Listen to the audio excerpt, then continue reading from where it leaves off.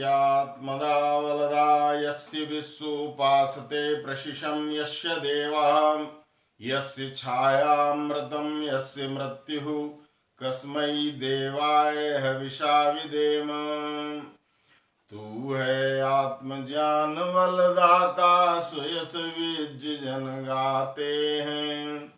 तेरी चरण शरण में आकर भव सागर तर जाते हैं। तुझको ही जपना जीवन है, मरण तुझे बिसराने में। मेरी सारी शक्ति लगे प्रभु तुझसे लगन लगाने में। ओम नमस्ते जी। वैदिक संस्कृति चैनल पर आप सभी का स्वागत है। पिछले दिनों जो विद्यार्थियों के लक्षण की चर्चा चल रही थी, उसी क्रम को आज आगे बढ़ाएंगे। अभी तक हमने विद्यार्थी के 2 लक्षणों के विषय में जाना था। काग चेष्टा बको ध्यानम स्वान निद्रा तथैव च अल्पाहारी ग्रहम त्यागी विद्यार्थी पंच लक्षणम। काग चेष्टा, कौवे जैसा प्रयास, कौवे जैसी प्यास। जिस तरह से कौवे को प्यास लगी थी और घड़े के तली में पानी था और प्रयास करके उसने वो पानी पी लिया, इसी तरह से विद्यार्थी के अंदर वो प्यास होनी चाहिए कि जहाँ से भी हमको अच्छा ज्ञान मिले वो प्राप्त करें। तो पहला लक्षण है काग चेष्टा और दूसरा है बको ध्यानम, एकाग्रता, बगुले जैसा ध्यान। बगुले जैसा ध्यान, यदि एकाग्रता हमारी होगी तो बहुत कम समय में पाठ हमको याद हो जाएगा।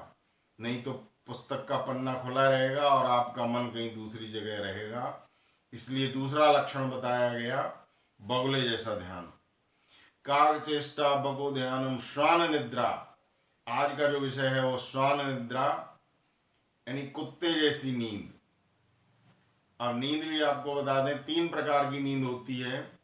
सतोगुणी निद्रा, रजोगुणी निद्रा, तमोगुणी निद्रा।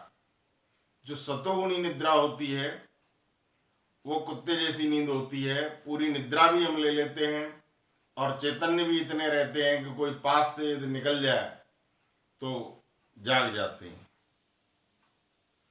इसलिए विद्यार्थी के लिए कहा गया है कि उसकी निद्रा जो है वो सतोगुणी निद्रा, कुत्ते जैसी निद्रा होनी चाहिए, श्वान निद्रा। दूसरी निद्रा होती है रजोगुणी निद्रा। रजोगुणी निद्रा जो होती है, राजसिक निद्रा जो होती है, उसमें मन हमारा चलायमान अधिक रहने के कारण निद्रा के अंदर भी, नींद के अंदर भी हम सपने अधिक देखते हैं और जगने के पश्चात मस्तिष्क थका हुआ रहता है। ये रजोगुणी निद्रा है, इसको अच्छा नहीं माना गया है। इसी तरह से इससे भी खराब जो निद्रा होती है वो तमोगुणी निद्रा होती है, जिसको कुंभकर्णी निद्रा भी कहते हैं। पड़े हुए हैं, कोई होश भी नहीं है। इस तरह से इसका मोटा उदाहरण यदि आप देखना चाहें तो शराबी का उदाहरण ले सकते हैं। शराब पी के पड़ जाते हैं, पड़े रहते हैं, कोई खींच भी ले, उनको खींच के दूसरी जगह डाल दे तो भी होश नहीं रहता। ये तमोगुणी निद्रा है। तमोगुण अधिक बढ़ने के कारण जो निद्रा आती है वो कुंभकर्णी निद्रा होती है। कुंभकर्ण क्या था? कुंभकर्ण भी हमारे और आपकी तरह, कहते हैं वो 6 महीने सोता था, लेकिन 6 महीने का तात्पर्य यहाँ पर ये है कि वो पूरी रात सोता था, यानी 12 घंटे सोता था, 12 घंटे जगता था। तो इस तरह से 1 साल में उसके 6 महीने हो गए। और नींद भी इतनी गहरी आती थी क्योंकि वो मांस मदिरा का पान करता था और बेहोश होकर के सोता था। तो ये जो तमोगुणी निद्रा है ये नुकसानदायक है, वर्जित है, इससे हमें बचना चाहिए। इसी तरह से रजोगुणी निद्रा है, उससे भी हम बचें क्योंकि उसमें सपने देखते रहते हैं तो फिर नींद का हमें आनंद नहीं मिलता। जो सतोगुणी निद्रा है उसमें हम परमपिता परमात्मा के नज़दीक होते हैं, पूरी तरह से सब कुछ भूल जाते हैं, लेकिन फिर भी इतने चैतन्य बने रहते हैं कि पास से कोई निकले तो जाग जाते हैं। इसको कहा गया श्वान निद्रा। श्वान निद्रा, काग चेष्टा बको ध्यानम श्वान निद्रा तथैव च अल्पाहारी ग्राम त्यागी विद्यार्थी पंच लक्षणम। तो हम ये श्वान निद्रा, कुत्ते जैसी हमारी नींद हो, वो कैसे होगी? जब हम सतोगुणों को धारण करेंगे, सतोगुणी बनेंगे, सात्विक गुणों को धारण करेंगे। सात्विक गुण के विषय में महर्षि मनु लिखते हैं, वेदाभ्यासो तपोज्ञान शौचमिंद्रिय निग्रह धर्म क्रियात्म चिंता च सात्विकम गुण लक्षणम। इसकी पूरी व्याख्या तो बहुत लंबी होगी, संक्षेप में यूं समझ सकते हैं कि जितने भी अच्छे गुण हैं, अच्छाइयाँ हैं, उनको हम जीवन में धारण करें तो वो सतोगुण होगा। महर्षि मनु कहते हैं वेदाभ्यासो, वेद का अभ्यास निरंतर हो। हमारे देश में जब से सृष्टि बनी है तब से लेकर महाभारत काल पर्यंत ये ऋषियों का देश रहा है। महर्षि दयानंद कहते हैं पहले ऋषि कभी महर्षि ब्रह्मा हुए थे। ब्रह्मा, विष्णु और महेश सतयुग में अपने समय के बड़े बड़े ऋषि हुए हैं। महर्षि पहले ऋषि इस सृष्टि के महर्षि ब्रह्मा हैं। तो ब्रह्मा से लेकर वो कहते हैं जैमिनी ऋषि जो महाभारत के समय में हुए थे, व्यास ऋषि के शिष्य थे, उस समय तक ये वेद के मानने वाला देश रहा और वेद का अभ्यास यहाँ पर होता था। हर घर में वेद पाठ हुआ करता था।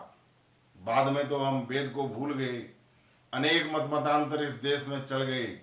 ऋषि दयानंद की महती कृपा हुई कि दोबारा 5000 वर्षों के पश्चात हमको एक ऋषि उसी तरह का गौतम कपिल कणाद जैमिनी की परंपरा का ये ऋषि महर्षि दयानंद के रूप में मिला और जिन्होंने हमें जगाया और वेद के रास्ते की तरफ उन्होंने कहा वेद परम प्रमाण है, क्योंकि वेद परमात्मा की वाणी है। इसलिए महर्षि मनु क्या कहते हैं, वेदाभ्यासो, वेद का अभ्यास करने में, तपोज्ञानम और तपस्या करने में, कष्ट सहने में, किसके लिए, धर्म के मार्ग पर चलने के लिए। वेदाभ्यासो तपोज्ञानम, और ज्ञान की प्राप्ति के लिए वेदाभ्यासो तपोज्ञानम, शौचम इंद्रिय निग्रह, और पवित्रता जिसके जीवन में हो, इंद्रियों का संयम हो।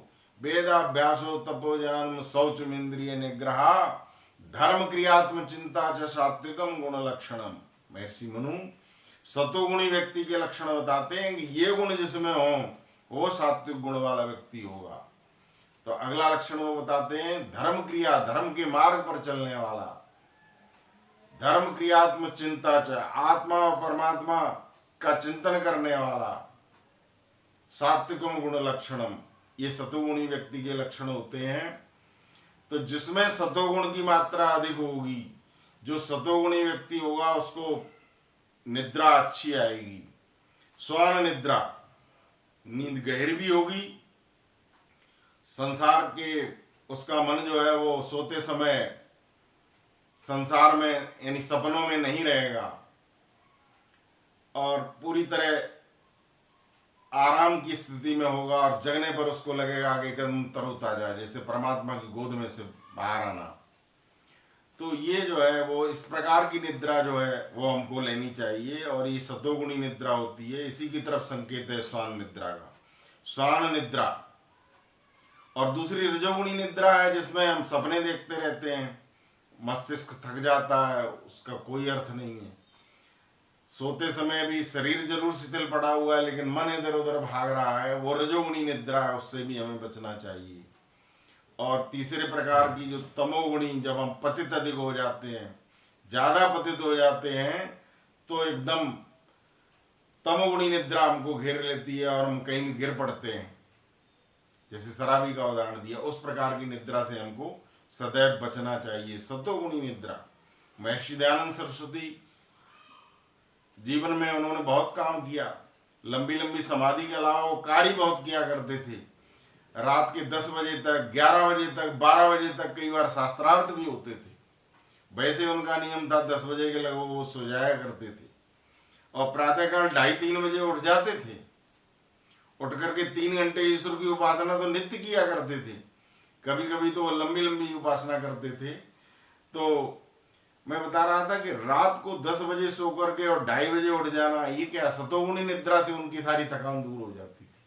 और उनके विषय में ये भी कहा जाता है कि वो गर्मियों के दिनों में दोपहर को भोजन करने के पश्चात 16 मिनट की नींद लिए 16 मिनट आराम किया करते थे। वो आराम उनका उसी तरह का होता था, सतोगुणी निद्रा जिसे कहते हैं। नींद में भी चले गए और कुत्ते जैसी नींद है, पास से कोई निकलेगा तो जागते हुए, और इसी तरह से सर्दियों में मात्र 14 मिनट का विश्राम किया करते थे। दोपहर को 15-16 मिनट विश्राम करने के पश्चात उठ जाते थे और फिर कार्य में लग जाया करते थे। पूरे दिन कार्य में लगे रहते थे। सुबह संध्योपासना करने के पश्चात फिर वेदभाष्य लेखन का कार्य करते थे। दोपहर के भोजन के पश्चात 4 बजे तक लोगों के पत्रों के उत्तर लिखवाया करते थे और 4 बजे के पश्चात उनकी फिर सभा लगती थी, सत्संग होता था। जो लोग आते थे उनके साथ उनका व्याख्यान सुनते थे, शास्त्रार्थ होते थे। इस तरह से बहुत व्यस्त दिनचर्या थी। कहने का तात्पर्य यह है कि वो उसमें भी जो वो नींद लेते थे वो सतोगुणी निद्रा होती थी। मात्र 14-15 मिनट की नींद वो दोपहर में भी ले लेते थे। इसी तरह से अर्जुन के विषय में कहा जाता है कि अर्जुन की सतोगुणी निद्रा, उसको निद्रा पर इतना कंट्रोल था कि वो घोड़े की पीठ पर भी विश्राम कर लेता था। तो कहने का तात्पर्य यहाँ पर जो है वो ये है कि हमारे शास्त्र कहते हैं कि विद्यार्थियों की निद्रा हो वो न तो रजोगुणी हो न तमोगुणी हो।